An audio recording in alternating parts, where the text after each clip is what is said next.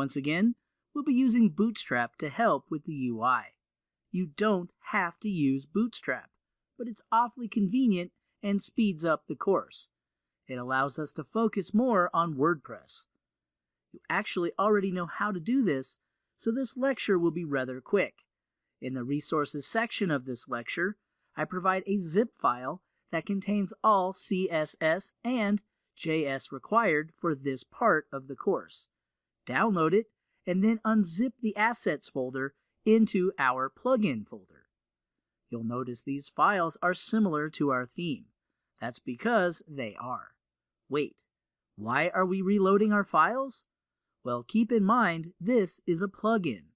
You have to include the assets even if the user has Bootstrap already on their site.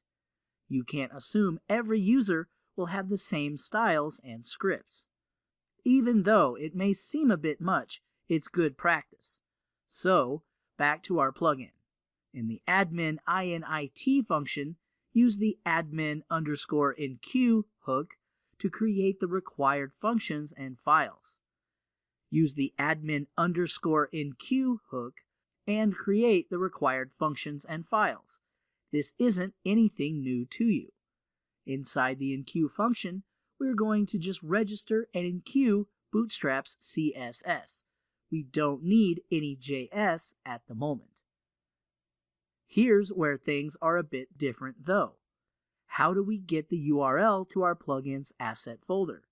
Well, there's a handy function called plugins.url.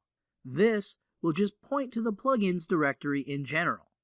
In the resources section, I provide a link to this function. There's two optional parameters. The first parameter is the path to a file or folder relative to the plugin folder. Set this to /assets/styles/bootstrap.css. The second parameter is the plugin we want to point to. If we scroll down the codex page to the usage section, you'll notice WordPress recommends the _file_constant and use the dir name function if we're nested inside folders. However, there's actually a more dynamic and easier way to do this. Go back to the index file. Under the setup section, we're going to create a constant named recipe_plugin_URL. This constant's value should be the constant_file_. Now we don't have to worry about nesting. We can just use this constant. So let's give the plugins_URL function this constant as the recipe_plugin_URL for the second parameter. It's pretty easy, eh? Not much difference between these themes except how we generate URLs to our assets. There's one last thing, just like last time. We only want these assets to appear on our post type pages.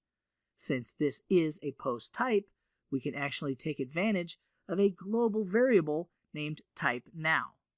This variable is created by WordPress, and its value is set to the current post type the user is in. This variable is only available in the admin side of WordPress.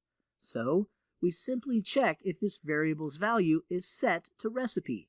If it isn't, then we just return the function and prevent any styles from being enqueued.